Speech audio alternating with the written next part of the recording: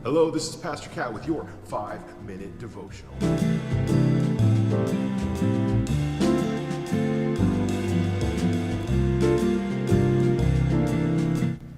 This week we're in the book of 1 Samuel, all the way over in chapter 24. Over the last couple of chapters, David has collected a bit of an army around himself because Saul is out to get him. Now, the reason Saul is out to get him is because, of course, Saul is the king, and David is the anointed one, the one waiting to come in and become king after Saul. And David's been kind of cooling his heels, waiting for God to take Saul off the throne and put him in. Saul's not waiting for that, and he has been on the hunt for David. At this point, David and his men are hiding in a cave, and Saul has got the skinny on where they are, and he is just outside.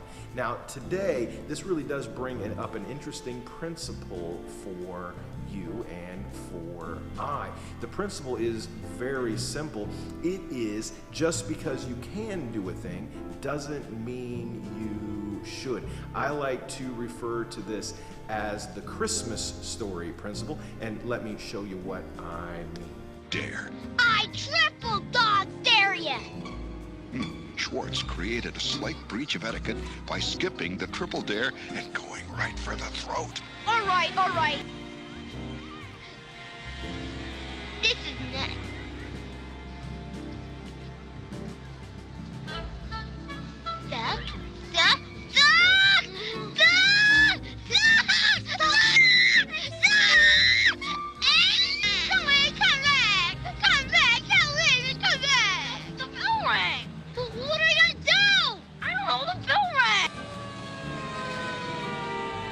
Okay, there we are. So just because you can do a thing doesn't mean you should. Now, in our spirit life, of course, you need to constantly be in consideration of how you're balancing mercy and opportunity. Should.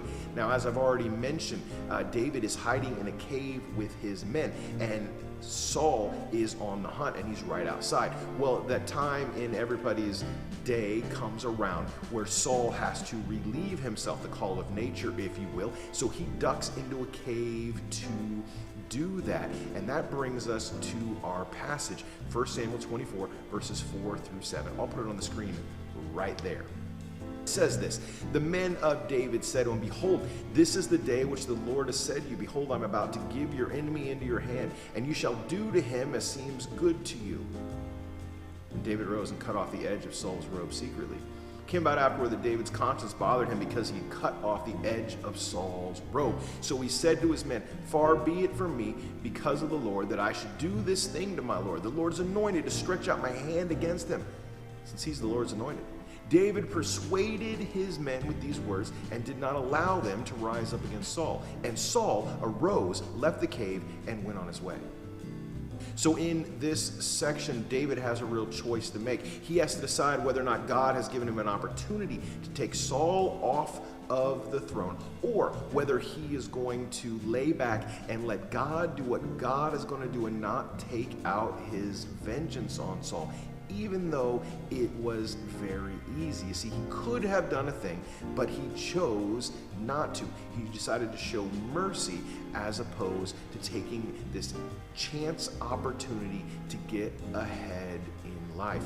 Now, this of course caused some issue with his men, who were very upset with him because here it is, Saul is in their midst. They should take their vengeance, yet David had to stand up and persuade them not to do that.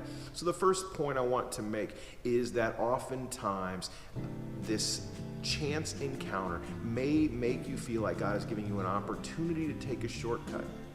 You have to really decide whether or not you're being called to give someone mercy or to take the shortcut and get ahead in your life. The second thing is these men that are with David, they saw the circumstance completely different than David did. You know, some of your and some of my greatest supporters, our friends, our family, our co-workers, that claim to be on our side, aren't going to see the world the way you do. And they're not going to understand your calling the way you and the Holy Spirit and God Himself sees your calling. And that can't always be an easy road, and it wasn't for David either.